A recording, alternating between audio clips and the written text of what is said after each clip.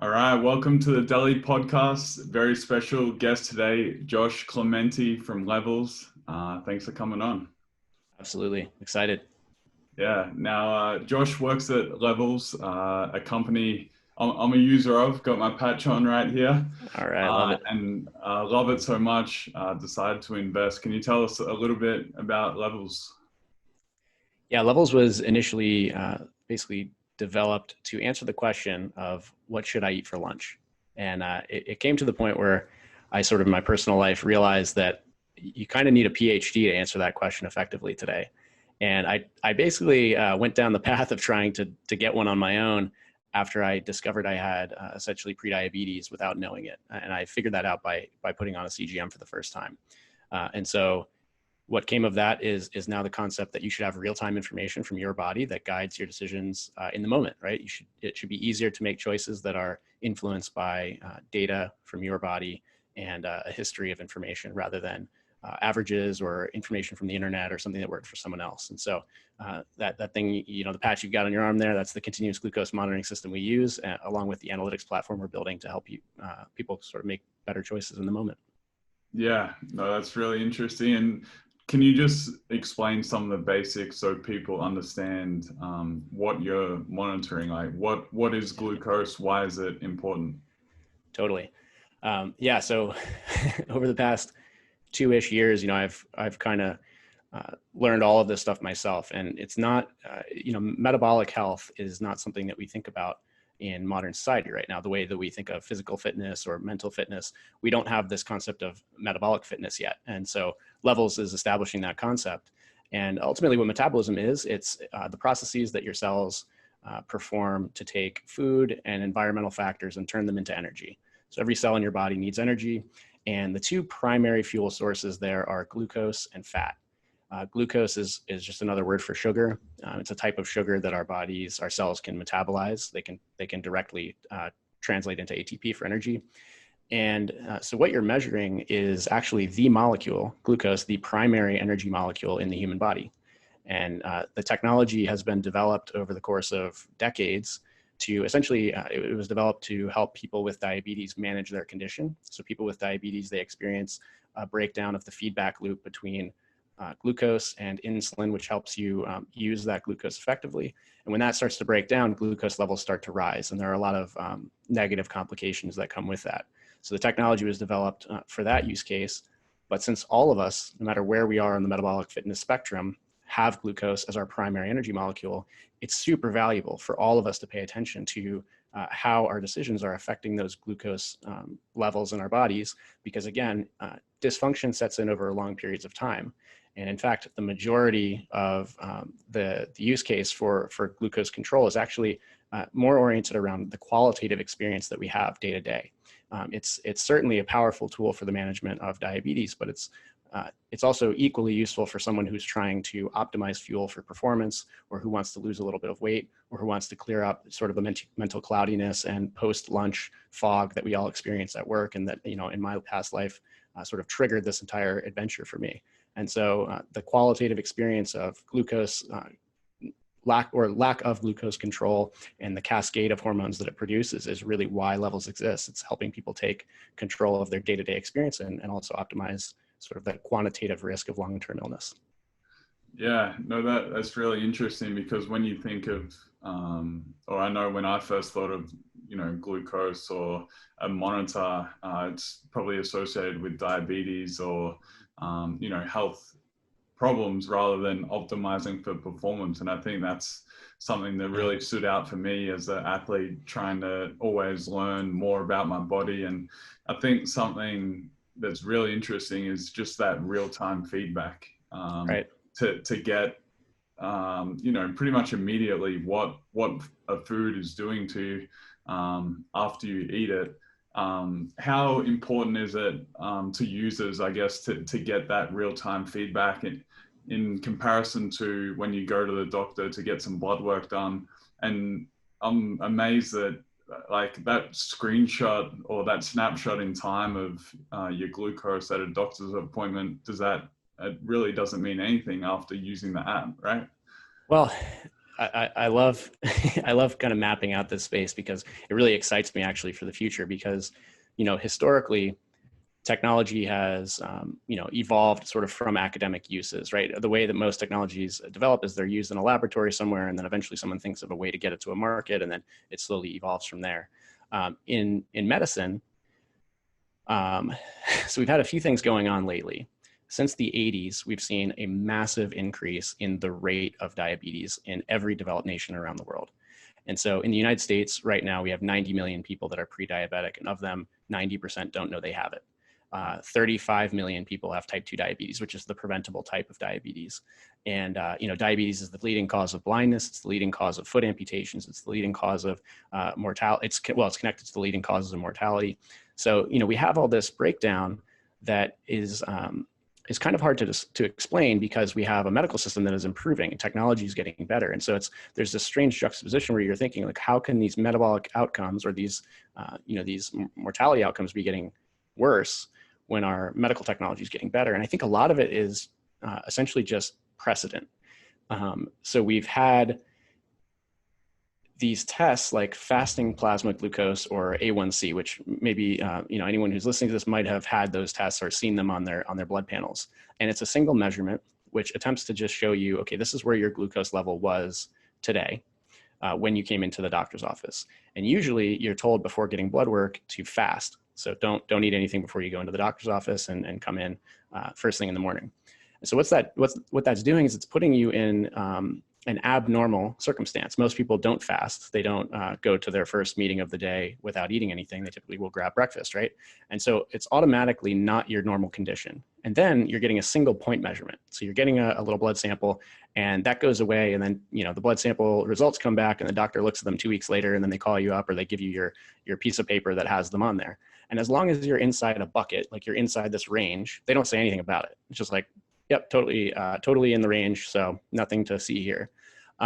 Now you go home and you sit down for lunch and you're starving because you haven't eaten all day and you consume a gigantic lunch that is just, or maybe you grab fast food on the way home and you eat it because, I skipped a meal, so I'm going to treat myself. Well, the way that your metabolism works is it's a dynamic system. It responds to what the inputs, right? You put in a bunch of food and it has to, that's how you sort of, it's what you break down into energy. And none of the quality of your metabolic function is captured by that single point measurement. And you're taking one measurement per year on average and extrapolating that to cover all of your metabolic health in combination. It's like this point measurement represents how healthy you are. So what you see with continuous glucose monitoring is a super high resolution full-time data stream. It's like you're wearing it, it's streaming to your phone essentially, and you can look at while you're sleeping, while you're exercising, exactly how you're responding to the meal you ate 10 minutes ago. You can see in real time the dynamic system that is your metabolism, and you realize a point measurement is essentially meaningless. It's one dot on this continuous stream. And I totally understand why the medical system built around this technology. It's what was available, and it's easy to run along with all the other tests that are interesting. But now we've seen this amazing microelectronics revolution, which has allowed for the miniaturization and the technology to become much more cost effective, such that people with diabetes can get full-time awareness of their glucose, which is fascinating. And now we're reaching the point where that technology can now be expanded even from the diabetes use case to general wellness and performance. And so that's where we are right now. We are on the cusp of this next generation of turning this technology from a medical device into a wearable device. And looking at the trends in metabolic dysfunction across the world, it's very promising because by changing the stigma, by sort of flipping the script from this is a medical device for sick people, it's not. This is for anyone who cares about knowing more about themselves, right? Anyone who seeks health, who wants to optimize their choices. And so it's going from the current wearable technology that we have, like heart rate and step counters, to measuring molecules in the body is a fascinating and exciting thing. And we're going to see like a whole host of new analytes, not just glucose, but many others to follow. So I'm really excited for it. That's why we're where we are. But to your point, yeah, the point measurements, no system can be characterized by a single point, especially one that is as dynamic as human body. Yeah, no, that's really interesting. And then can you explain how easy it is to use? And one of the things I've really liked is You take a photo of your food, you put in, avocado toast. That's what I have for breakfast every morning. And it, time stamps when you eat it. So then you can go back later, click on the avocado toast and see on a graph what it's done to your body, and you can compare that to other meals. You get a score for what foods are doing to your glucose. Can you talk a little bit about that? Yeah. So there's, the goal again of Levels is to help people understand the quality of their choices, their daily lifestyle choices. So we're all making decisions all day long. If we really stop and think, like, what is driving this choice? I'm sitting down for this meal. Why did I pick what I picked? Usually it's like, well, it's going to taste good. I know that I like the flavors, and I heard at some point that it's good for you, or something like that. This is allowing you to not only take in dietary information, but also the other three factors, which are sleep, stress, and exercise. And so Levels is building the program where, with, like you said, with minimal sort of overhead, it's very straightforward. We're driving for a seamless user experience.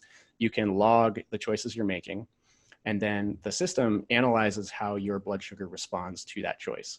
And so it produces a score, or we call them various things, but some of them are on a scale of 1 to 10, and some of them are out of 100%. And the goal here, like with the zone score, is so that you can see on a scale of 1 to 10 how good that meal was for you. And it's typically post-processed, meaning you take a picture, and then you come back a few hours later after your body has fully responded to it, and you can see how that meal affected you. But the interesting thing about what we're building with zones is that it adapts to additional activities. So let's say you eat a meal and then you go for a jog 30 minutes later or something, or you just go for a walk around the block. By integrating, like with Apple Health Kit and other wearables that you have, we can sense that there was some activity there and pull that into the zone as well. And so now you can start to see how making small tweaks, so adding a walk after that specific meal, that might be a Chipotle burrito, adding a walk after it modifies your score actually quite effectively, and makes that a much better meal for you. And so you start to string together, through comparison features in these zone scores, how to effectively do the things you want to do while also maintaining metabolic control and influencing the habits you have in your life, such that you're driving towards metabolic fitness ultimately, which is, the goal of metabolic fitness, by the way, is to metabolize the energy sources that you're bringing in, whichever those may be. You might choose to be vegan, you might choose to eat animal products, whatever your choices are dietarily. Be able to bring in those food sources and metabolize that into energy with minimal byproducts, minimal excessive aging, minimal inflammation, all of the downstream effects of metabolic breakdown. So metabolic fitness would be a person who can do all of that with minimal side effects, essentially, and living a healthy, wholesome life where they feel good and look good. So yeah, that's the system we're building, is trying to bring in as much information as possible in real time, and keep minimal overhead on the individual, and just allow them to be able to understand specifically how good or bad that choice was for them. Yeah, no. And then can you talk a little bit about the optimal range of glucose for what you guys want people to aim at versus maybe what is recommended by the US? So this one's a really exciting topic as well, because this is an area that Levels is contributing to in real time. Because again, there's very little data on the healthy metabolism, right? We have, since these CGM devices are typically used for the management of diabetes, we don't have a huge data set on non-diabetic people.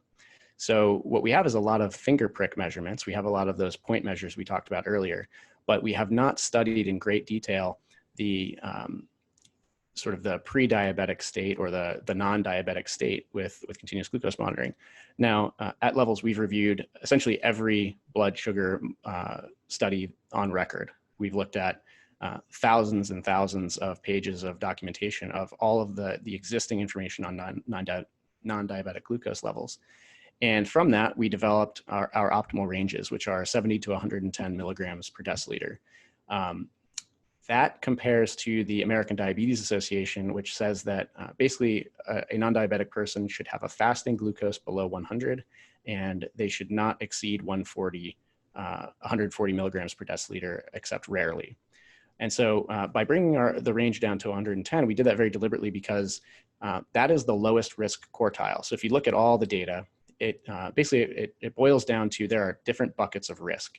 And depending on how your body responds to your meals, you kind of fall into these different categories. And people who have higher fasting glucose and higher responses to the meals they choose, by essentially across the board, have a much higher risk of developing heart disease or diabetes long term.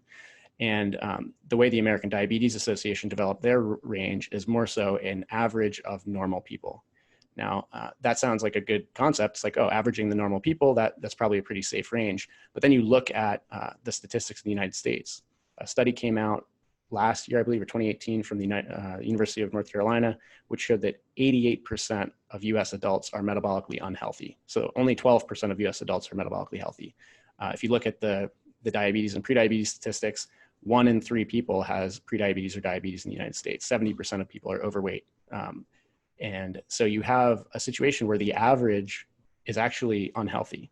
And we need to start to think of aspirationally. It's not that we want to be like everyone else. We want to know, which direction should I be heading? What does the optimal look like? And so that's what Levels is answering. We're saying staying below 110 after meals, it will require focus, effort, and repetition. You'll have to learn from, sort of how your body responds. And there's a lot of personalization there, which we can dig into. But by doing so, you're going to be limiting this hormonal cascade. You'll be limiting glycation and cellular inflammation, which is caused by hyperglycemia, high levels of glucose. And you'll also learn quite a bit about how your body, functions. And so it's kind of a challenge, but it's ultimately something that, like anything else, any physical fitness training or mental fitness training, it's something that we should strive for. It's a goal that we should all want to achieve, because this is what's most closely, connected with longevity. Yeah. And obviously it's going to help you live longer if you have a healthy glucose and metabolic fitness. What are some other specific benefits that people can get by staying within that healthy range? So it's connected with a huge host of the day-to-day sort of struggles that we all have. Part of the reason that I initially got into this, I was working at SpaceX on life support systems, and it's a pretty strenuous job, and I was running a team there, and I just found that my day-to-day, I was getting less and less. I guess I was feeling less and less prepared for the day each day, and so my fatigue levels were kind of out of control, and they were very, very spiky. I would have energy, and then suddenly I'd be crashing, and my mood was kind of going along for the ride. So I was really just not feeling great. And I'm also a CrossFit level 2 trainer. So working out a lot, and kind of at that time in my life considered exercise to be really the only thing that mattered. As long as you're working out and you're not, gaining a bunch of weight, then you're probably doing the healthy thing. So the realization actually of digging into the research is that glucose dysfunction and metabolic breakdown is connected to about 7 of the top 10 reasons for death in the United States, and is also connected with a bunch of qualitative experiences. For example, skin wrinkles, acne, cognitive fatigue. So people describe sort of mental clarity issues, and memory is very strongly affected by glucose dysfunction. It's connected to Alzheimer's disease, dementia. So there are all of these very, very strong correlations between metabolic dysfunction, glucose regulation, and the things that people struggle with daily. Not to mention, I don't know that I mentioned weight, but weight gain is a big one. So there's a hormonal process involved in weight gain, of course. And so the effects of managing glucose are sort of manifold. There's firstly, you are controlling, again, the primary energy molecule, and the human body responds to its energy supply. If you go on a long fast, you might notice like significant changes for the first, say, 24 hours as your body starts to adapt, realizes that it's not getting additional energy in, and starts to control it basically, the way to think about it is like the body starts to ration out energy, essentially. So instead of maybe initially you might feel some mental fogginess, you might feel a little bit groggy, low fatigue or low energy levels, et cetera, as your body starts to adapt. And then you might have a breakthrough where your body realizes, well, not only do you sort of not have energy coming in, but you also don't have to go through the process of digestion, right? So it starts to marshal more energy to your brain, it frees up more of the glucose in your bloodstream for your brain. All of these things are happening daily, and they're happening in response to the energy influx. So what you're consuming and how available it is. And it's the way this is working is through hormones. So essentially by modulating your glucose levels, consuming foods that allow for a slow and controlled release of glucose into the bloodstream, you are helping to also modulate all of these downstream hormones, like, for example, insulin, which is a huge one connected with not only weight gain, but insulin resistance, which is caused by too much insulin, is connected to, again, the same issues like heart disease and cognitive decline. And so you're controlling this entire chemistry set essentially by just managing the input. And so like that's kind of for the qualitative and wellness space, you know, helping to optimize mental and physical clarity and long-term sort of health trajectory. But then you've got this really fascinating space of performance. And I'm sure this is one that you're very interested in. Yeah. You know, being able to integrate real-time data into a nutrition protocol or a training regimen is something that we've never really had before. You know, we've had a lot of kinetic stuff. So like measuring speed and quickness and reaction time and all those types of things we've had a ton of data on. But there has never been real-time, to my knowledge, real-time data being used as it relates to nutrition science and nailing down dietary protocols that are helping someone get better in terms of their metabolic fitness. And so this is an area that we're profoundly interested in. And I'd love to dig in here if something you want to go deeper on. Yeah.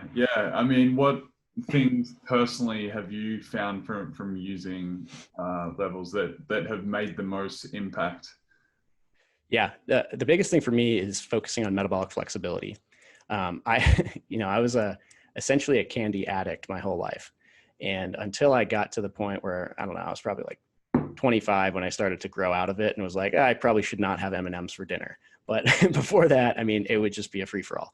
And so what that sort of ultimately leads to is you're influencing the cellular environment. So the chemical, again, we're a chemistry set. Like the human body is not like this fine running mechanism. It's literally a system of chemicals, which is metabolizing other chemicals, turning them into energy. And so the balance of that chemistry dictates all the processes. And so if I'm just giving myself sugar full time, my body can use that, but that's what it's going to adapt to. And so the concept of metabolic flexibility is basically focused on the difference between a person who is really good at metabolizing one thing and a person who is a generalist and can metabolize what is available at that moment. And so we have sugar in our blood, we have sugar coming in from our food, we can store sugar as glycogen, about 400 grams of it. And we also have fat in our food, fat that is in our bloodstream as triglycerides and free fatty acids, and then fat stored on our bodies. Now, the key or the ideal is to be very metabolically flexible and be able to select from whichever fuel source is most readily available and in highest supply. But actually many people, and myself, I'm one of these, become adapted due to the way that we are like training ourselves over time. We're building a metabolism that can only run essentially on glucose. And the way to figure out if you're one of these people is to just don't eat anything for a while or try to shift into ketosis by eating a very high fat diet. And you may experience these symptoms like keto flu, which are essentially a withdrawal from sugar. Your body does not know how to metabolize the food that's available, the fat that is available in your diet. And, you know, there's some really interesting anecdotes about people who are, for example, very overweight, and they have essentially, you know, hundreds of pounds of available energy in the form of stored body fat. But they'll be laying on the couch and they'll have a respiratory quotient of 1, meaning that all of the energy is coming from sugar. So everything all the energy that's available is coming from sugar in their body. And their bodies are working furiously to produce and make glucose available to them, but they can't access all the fat that's available because they're just essentially metabolically inflexible. So to your question, my goal is to become as metabolically flexible as possible, to eat meals that maintain low controlled glucose, which means low controlled insulin, which means a very flexible environment to switch between fat and sugar. And so I will do fasted training where I practice cardio after 12 to 18 hours of fasting. I'll go out and just force my body to metabolize the energy that I have on board, which is fat. or I will eat a higher fat diet, switch between like sort of a ketogenic or paleo eating approach, and then back to a bit more carbohydrates with high fiber. And so just training myself to be very flexible and adaptable, and sort of learning from those experiences, it really opens up a ton of personal flexibility too.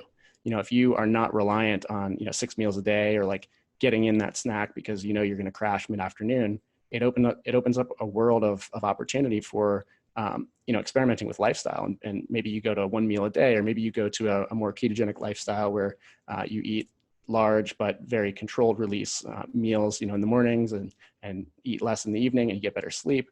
So that's been the area of most interest for me, is by managing my glucose, I can tap into the energy sources that are available, and it's made a huge difference in my daily sort of energy availability.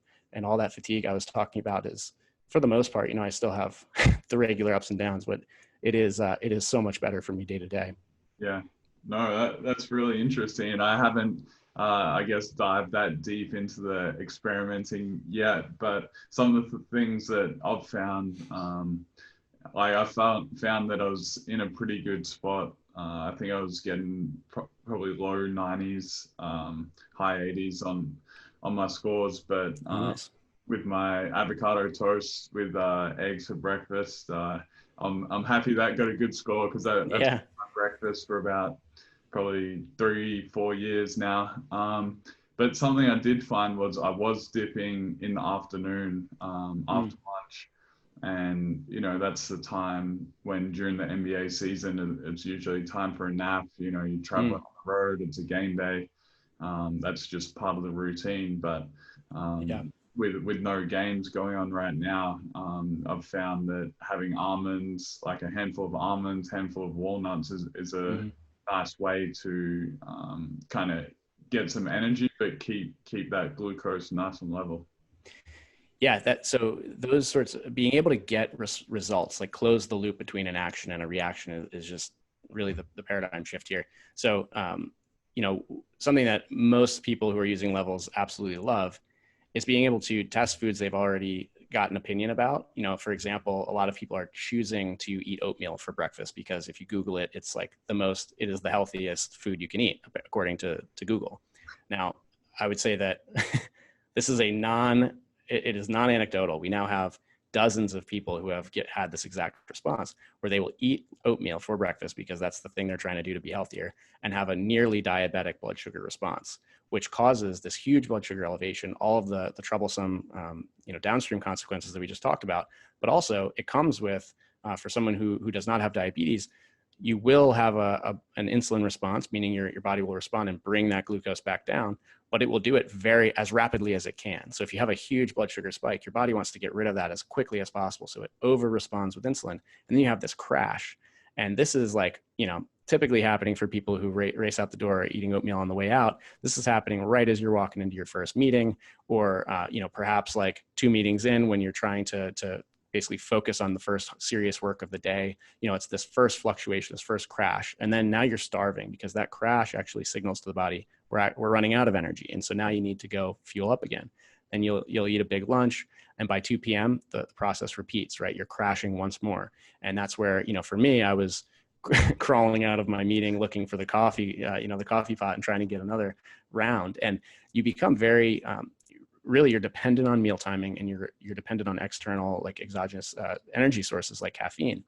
And so being able to test the foods that influence control, finding out that, like, for example, for you, almonds might work. For me, I love cashews, but cashews actually induce like quite a bit of a blood sugar response for me.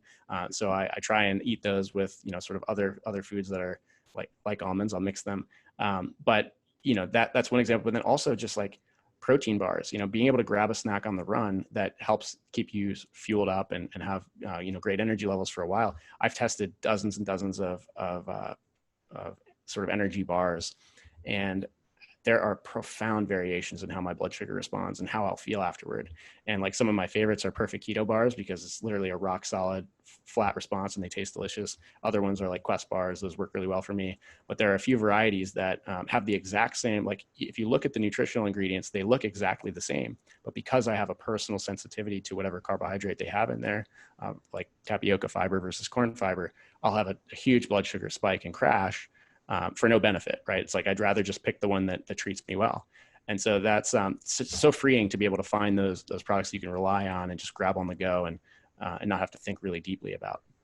Yeah, no, it's interesting. I've got I've ordered some of those perfect keto bars, so I'm looking forward to Oh, trying them. nice. I usually go with like a RX bar, but Mm-hmm. it doesn't spike my glucose, but I have it, and then basically nothing happens, and then I just start to dip down again. Oh, Um, interesting. but what are some of the? I mean, I've heard some of the amazing stories of other users, how much it's changed their life. Can you share maybe Mm-hmm. a few of those that really stick in your mind? Yeah. The oatmeal one is always interesting to people, but I think in a similar vein is the effect of pressed juice, or basically the higher the processing of a food, the more likely it is to induce like a major blood sugar response. And a really good example here is, fruits and vegetables are very good for us. And so there's this thought that like, if something's good, a lot more of it is probably much better. And so we'll take 25 apples and some celery and press all of the fiber out of it and turn it into a green juice drink and drink that. And it's like, this must be all of the good stuff condensed into a single cup. And so that's like kind of the juice thing that many people do as a healthy approach. The highest blood sugar response I've recorded so far was a juice that was green apple, celery, and carrot. That was Really? it. There was no additives. My blood sugar was over 200 milligrams per deciliter for over an hour. And that is a diabetic blood sugar response. Damn. So this is, again, not anecdotal. There are several people actually just this week on Twitter. There are some examples of people sharing exactly the same. Well, they had a lower response than I did, but I think I was probably a little bit worse off in terms of metabolism at the time. But yeah, people are discovering that a lot of the decisions they're making that are, again, based on maybe common knowledge or the internet searches they're doing, or fads, frankly, are not benefiting them in terms of what their actual goals are. Their goals are to maintain mental clarity and like energy levels consistently throughout the day. Well, you do not want to have a diabetic blood sugar response in the middle of the day. And in fact, that pressed juice might be treating you exactly the same as a Coca-Cola or a donut. And it's not necessarily that you should avoid fruit and vegetable juice. It's just we should consume it in the sort of the form that it is intended to be consumed. And I think that is a whole fruit, right? Or a whole vegetable. Like, we should be eating it as close to the ground as possible, is my opinion. And so people are learning this, and I'm one of them. I get these results constantly, and just think, okay, what is the processing? What was this?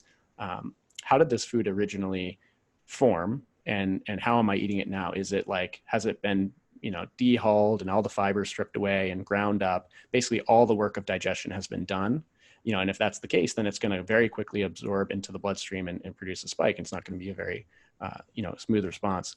Another really interesting thing is just like, I touched on the statistics for prediabetes and diabetes. We've had several examples of people essentially finding out that this was kind of an early warning for them. They tested this product because they're very interested, they're fascinated in optimization. But what they realize is that had they not tried this, they may have ultimately ended up becoming type 2 diabetic because they had absolutely no insight. Their blood sugar levels were very far out of normal. And the things that they were doing each day are actually making it worse. And in many cases, again, these are choices that they're making because they think it's healthy. Someone else told them this is how they should eat, or again, as a sort of a fad they're following. So that to me is like really gratifying that people, that was myself. I was, again, pre-diabetic or very close to it when I first started this.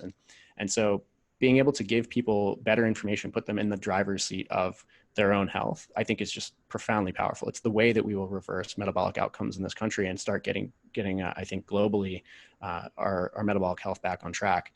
And yeah, so those are the big ones. And then I think for me, again, and for many people, the realization that stress is like a huge lever that you have to pull on is really powerful. Stress is kind of nebulous. Like, it's really hard to understand what that means. Like, for different people, I think it affects us all differently.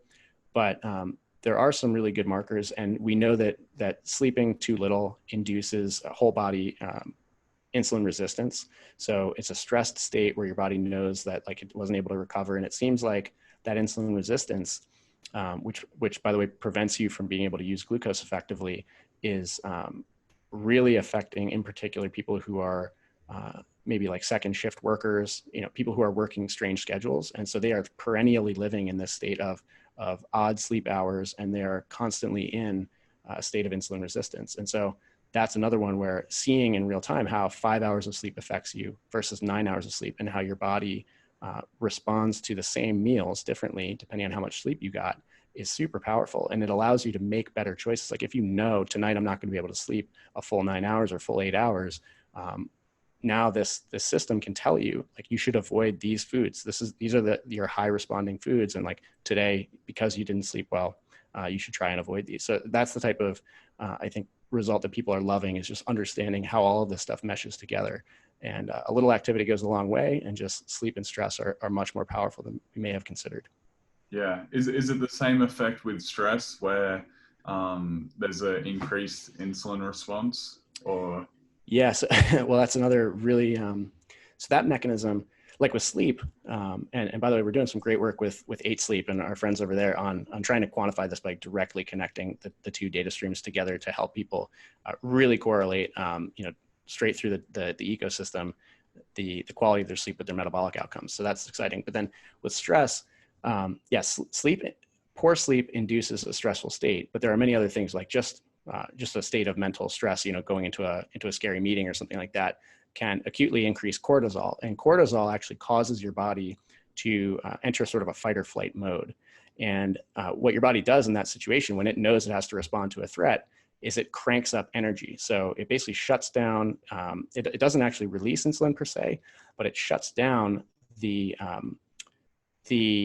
glucose control mechanism. So it allows you to flood the bloodstream with extra energy to fuel whatever you're about to face. And so you might see this, like if you've done an intense workout while wearing levels, your body, like if you're going really hard, you're going to see cortisol and adrenaline respond. And then you'll see a blood sugar response. My blood sugar without any food to a really aggressive CrossFit workout has exceeded 200 milligrams per deciliter. And that is a stress response. Like that's my body saying, like, all right, you're going through something, like let's get you out of this. And that is happening though on a smaller scale all day for people who are constantly stressed out. And it is just like you can bring down heart rate through like mindfulness and just maybe doing some breathing exercises. That's a whole body stress control mechanism, which will also affect your cortisol release and help you to bring control to glucose levels. And so I've actually like started to experiment with mindfulness myself and meditation so that I can optimize sleep, get better recovery, and also bring my whole body stress levels down as well, because that is having a real effect for many people for glucose control. It's really quite powerful and pretty impressive. Yeah, no, that's really interesting. And then can you talk a little bit about some of the, I guess, weight loss reported by some of the users? I know Sam shared with me that people wearing it have had some pretty amazing results. And why do you think that is? Is it the change in metabolism? Yeah. So we've partnered with Justin Mayers and his team. He started Perfect Keto and Kettle and Fire, and he's very interested in this, in optimizing nutrition sources and just general wellness.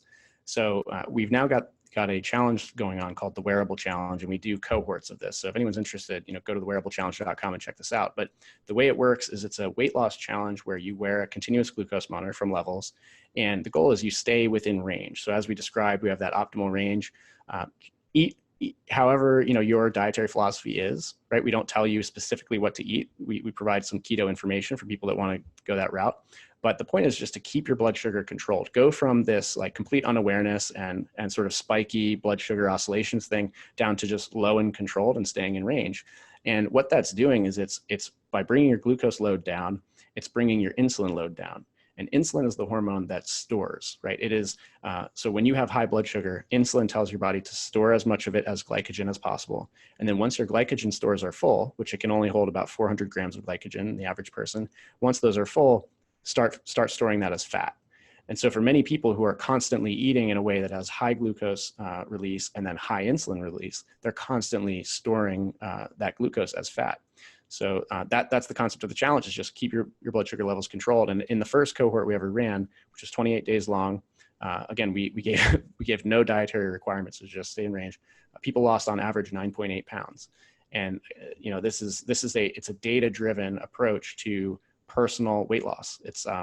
It is just strictly using your own body's information to tell you, okay, and for certain people, they had to be stricter than certain others, right? And this is the personalization that CGM has unlocked, which I'll get to in just a second. But yeah, the weight loss benefits of just simply managing your glucose levels, which is by default an insulin control measurement, or measure, is producing some amazing weight loss results. And this is going to be an area of intense focus for us, is that, we really want to provide people with maximum freedom, right? You don't want, this is the calories model of weight loss versus what we're working on, which is the hormonal theory of weight loss, which says that again, we're a chemistry set. And so if chemicals are out of whack, you're going to use energy in different ways. Whereas calories is just like, reduce your calories and you'll burn X amount of fat. That doesn't always work for people. And we're starting to show why that is the case. Because you have more insulin in your body than someone else, because you're more sensitive to certain carbohydrates. So tons of promising stuff. And we'll be doing quite a bit more in the weight loss space. Yeah. And I think it's interesting that that's the only instruction you gave them, was try to keep it within that range, because when you're using it, it almost feels like a bit of a game that you're just playing individually with yourself to try to stay within that range. And one of the things that I know you guys have talked about in blog posts on your website, where there's a lot of great information, is going for a walk after meals, or doing some form of exercise, and how you can have the same meal, but if you exercise one time and not after the other, you have two different responses. Right. Can you talk a little bit about that? Because that is Totally. something that was really interesting to me. Yeah, that's one of the best lessons. I should have brought this up a little earlier as one of the biggest lessons learned for me.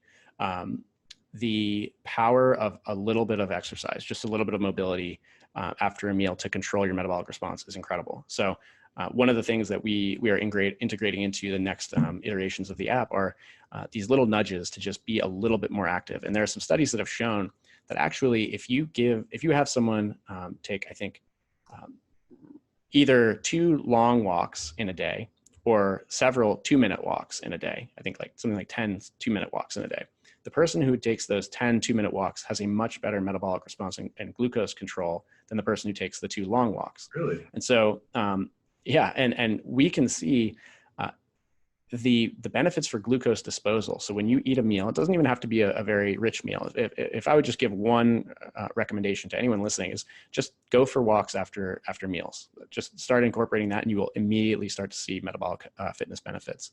And so we see this where, if you take with the Levels program, let's say you eat a personal pizza and sit on the couch, and you'll get a score for that, right? And it'll tell you, like, this is how your body responded to that meal, and here's your score. Let's say it's a 3 out of 10. And I'm using numbers. I don't. This is not actually pizza. I'm comparing to more of a Mexican style food that I eat. But I've had essentially this exact experience. So get a 3 out of 10, and then eat the exact same meal and go for a 20-minute walk afterwards. Casual. You don't have to break a sweat. Just cruise around the neighborhood. I have been able to go from a 3 to an 8 on a scale of 10 in my blood sugar response from just simply going for a stroll, which I would like to do anyway. It's just that we typically don't think, well, that's not going to do anything. I just ate, 1,000 calories. What's that going to do? What it's doing is it's allowing your body to modulate the blood sugar response. So as that food is breaking down in your body and releasing into the bloodstream, you either have to manage that with hormones, release a wave of insulin to get rid of it quickly so it stays within range, or your muscles are in real time using energy from that same supply. And so that's helping you have to use less sort of a hormonal response to control that blood sugar, if that makes sense. And so, that's the mechanism. You're just using the energy source and supporting your body as you're metabolizing and digesting. And the benefits are incredible. So we have Dom D'Agostino. He's a University of South Florida ketogenic researcher and neuroscientist. He's currently using the program and sharing a lot of the same stuff. And so, I think he was kind of shocked at how powerful the walk response was in controlling blood sugar after a meal. Yeah, I think that's probably one of the most easy to implement practical steps that everyone can use, even if they don't, end up wearing a glucose monitor to help them overall. Another interesting thing I found on the website, and I think it was in the onboarding process, was the study of the banana and the cookie, and Yeah, how that how the same food affects two people completely differently. yeah, That's fascinating to me. absolutely. So this is the area of personal glycemic response or glucotypes, which so there was a landmark study in 2015, which was done by the Weizmann Institute in Israel, which is the one you're discussing. So what this study showed, well, they put 800 people through the program, and they all were continuous glucose monitors, and these were all non-diabetic people. And so this was one of the first studies that looked at non-diabetic blood sugar responses with a continuous glucose monitor. And they discovered that, like you said, two people who eat the exact same two foods can have equal and opposite blood sugar responses. So it's not so much that they just have a different scale of response. It's that one person spikes, in this example, spiked on a banana and remained flat on a cookie made with wheat. And then the other person spiked on the cookie and remained flat on the banana. And so this implies not that someone should just eat cookies all day. It's that person, unfortunately, but it's that person is likely more sensitive to fruit sugar versus grain sugar. And what we're realizing is that this personal variability is really, really powerful, and it's quite widespread. Additional studies have shown out of the UK, King's College, and then also in Stanford, have shown that different people who have normal blood sugar responses to certain things can have diabetic blood sugar responses to other foods. People who have in the King's College trial, they showed that even identical twins who share 100% of their DNA can have equal and opposite responses to foods. And so it's partially genetic. It's probably has something to do with body composition, stress environment, potentially even microbiome. And so there's all of this complexity. And again, this is why we're calling the human body a chemistry set, because it truly is so complex. And if you're going to make decisions, they need to be guided by your data in real time. Otherwise, you have no idea, are you the banana person or the cookie person? Is that thing that you're doing each day, which you assume to be healthy, actually working against you and helping you and causing you to gain weight and feel terrible, and exposing you to higher risk? And so that personalization element is ultimately why Levels is, I think, the best solution to the problem of metabolic dysfunction, is that you can find out in real time and then tailor your decision-making process to these personalizations, right? Yeah, no, that's unbelievable stuff, really. And Levels is a really fast growing company. I love how quickly you guys implement new things into the app, and the weekly and monthly reports. What does the future for Levels look like? Well, we're the metabolic fitness company, so we won't stop until we have reversed the metabolic health trends in this country and globally. And so, the way that we're going to do that is by increasing the accessibility and the actionability of real-time metabolic information. Glucose is the first molecule we're working with, and so we're really cracking the nut on again, this is an unstudied area. It's not understudied, it's unstudied. We do not know what optimal looks like in real time or in real terms. And we are developing the data set that is going to define the future of metabolic optimization and what it means to be truly metabolically fit. So we'll incorporate more analytes. We'll go from glucose, likely incorporate things like ketones and free fatty acids. And then ultimately, I'm very optimistic about adding hormones. Hopefully insulin is going to be, there will be some breakthroughs in the technology there. But what we're doing is bringing together all of this information that defines how metabolically healthy you are as an individual, and putting it in the context of your decisions each day. So that, again, when you sit down for lunch, without needing that PhD, what you're going to eat and why. And it's the long-term vision is not that this be something that is, I think, very onerous. Maybe some people kind of look at this and think, oh, that's a big undertaking. I don't want to track my calories or my nutrients or any of that stuff. And I think you'll know as a user of Levels that that's not how it feels to use the program. It's very lightweight, low overhead. And the vision I see for it is we start to treat metabolic health information or personal health data more like financial data. Right. So I can pull my phone out and I can look at my account balances, and I can look at my, deposits and withdrawals, and I can talk to a financial expert and they can help me sort of project out into my retirement. But I don't have the same data telling me, am I going to be around to enjoy that retirement? And so in the future, your phone should be, maybe not the phone, but the point is that you should have all the data that defines how healthy and how metabolically fit you are, and how that projects into long-term risk outcomes, and how you can make better choices. Right now we're kind of living in this world where because of the accessibility issue for your own personal data, you kind of have a bank account balance, but you're not allowed to check it. And you're being told, don't withdraw, or like, don't overdraw, right? Like don't overdraw the balance, but you're not allowed to look at it. And so what we're doing is closing that loop, making sure that behavior change is easy, obvious, and actionable. And we'll continue to do so until someone tells us stop. Everybody's too healthy. Yeah. I don't think people will tell you to stop. There's always ways you can keep improving, right? Yeah. Just quickly, what are some of the things you've learned from your previous experiences at SpaceX and Hyperloop that you've leaned on, this time around with Levels? Well, the biggest thing is team, quality of the team. So that's the best part about my experience at SpaceX was just the quality of the people I worked with, and the mission and vision is exceptional, and it's great to be a part of. But ultimately, it came down to who was executing on it, and that is the strength of Levels, is that we have just a totally world-class team. And I'm so grateful to have the opportunity to work with these folks, and we're the pace of progress is representative of how good the team is. And so that was I think the lessons learned in my prior endeavors were just, bring together people who share values and principles, and just set them free on the problem, and great things are going to happen. And that's what we're seeing here. And then, also SpaceX was formative for me in the sense that it's where I was first exposed to this science that human performance is influenced, human wellness is influenced by not just this sort of fitness first approach, but also diet is 90% of the problem. And I learned that through my exposure on life support program to the work of Don D'Agostino and his work on ketogenic sort of studies. And so I think that's, bringing metabolic health into the mainstream is it started way back at SpaceX and working on that astronaut life support program. And it's been an amazing passion project that personally affects me. I discovered that I had this problem myself through this whole crazy sort of web of discovery that took multiple years. And so I'm very grateful for having had that experience at SpaceX to kind of kick this whole next phase of my life off, and just can't be more excited about the future for Levels. Yeah, no, that's awesome. And then it's a 28-day program, right? And each sensor lasts 14 days. Are you seeing people wanting to continue on after that 28 days, or how? Yeah, so absolutely. Right now we structure it, like you said, it's a 28-day program where you learn quite a bit in just those 28 days. The first week, you kind of set the baseline, see how your body's responding to your existing choices.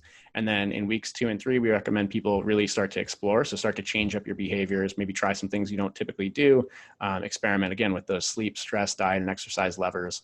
And then in week 4, we recommend people try and really just push for optimization, bring it all together and try and maintain that low and controlled 100% time in range, maximize your scores, really nail the scorecard, and then we give you reports throughout.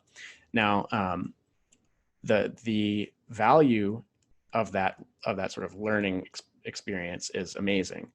But for me, as someone who's been wearing a CGM now for about 2 years, about 80% of the value for me day to day now is accountability. So I have goals. I am a person who really enjoys eating. I can definitely go off the rails sometimes in terms of what I'm trying to accomplish for myself. And so the accountability of having that data in real time just keeps me honest. You cannot cheat this data stream. You can't, with a macro tracking app, you just don't enter the meal, right? And then you cheat the score and you did great today. But with your glucose data, that score's not going anywhere. That, it's going to sense the glucose load and it's going to tell you about it. So I think that's the beauty of it is, the lessons continue to be learned. I'm learning something honestly daily still with this. I don't know if I'll ever get tired of it as a data source, but then also again, that accountability, it's like the angel on your shoulder helping you to stay accountable to your goals. So certainly in the long term, we will be, and we already are introducing subscription options for people to continue using the program long term. And the long-term vision of the company is that people are using this information daily, throughout their lives. It's not necessary that this is just something you opt into for a short period of time. So that's the direction we're heading for sure. No, that's really exciting. And where can people learn more? So, given that we don't talk about metabolic fitness much, and again, it's the foundation, because metabolism is the set of processes that give you energy. You need energy for your brain to work. You need energy for your body to work. So physical fitness and mental fitness are built on metabolic fitness. And the way that we're bringing this to the mainstream is by publishing a ton of content around this to help people understand exactly what we mean by these terms. So definitely start at levelshealth.com/blog and just dig in there. If there's something you're missing, we're not connecting the dots well, please drop us a line at help@levelshealth.com. And then, you can sign up for the waitlist at levelshealth.com on the homepage. We currently are in beta, which means that we're kind of limited in the amount of space that we have at the moment, but we'll be rolling out pre-orders in the next few weeks, and then the full launch will follow shortly thereafter. So please sign up for the waitlist, and we'll be distributing more information about how you can get signed up through that mechanism. And then shout us out on social media. We're at Unlock Levels on Instagram and Twitter. And you'll see the founders floating around out there too. We'd love to engage and talk about metabolic health. So hit us up. Yeah, that's how I found out about Levels, is on Twitter by a tweet from Love it. I didn't know that, actually. Mateo from 8 Sleep. There you go. But no, that's awesome. Thanks very much for coming on the Deli podcast, Josh. I really enjoyed it. 100%. Thanks for having me on. Look forward to coming on again sometime. Sounds good. Hey guys, if you like this video, be sure to subscribe to my YouTube channel at Matthew Deli. And while you're there, check out the Deli podcast playlist for more episodes. Thanks for tuning in.